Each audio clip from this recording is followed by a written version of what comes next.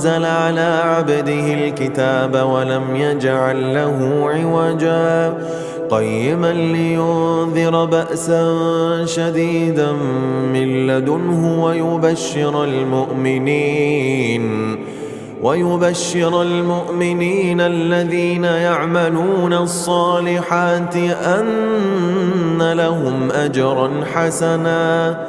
ماكثين فيه أبدا وينذر الذين قالوا اتخذ الله ولدا ما لهم به من علم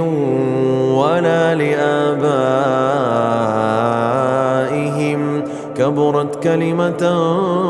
تخرج من أفواههم إن يقولون إلا كذبا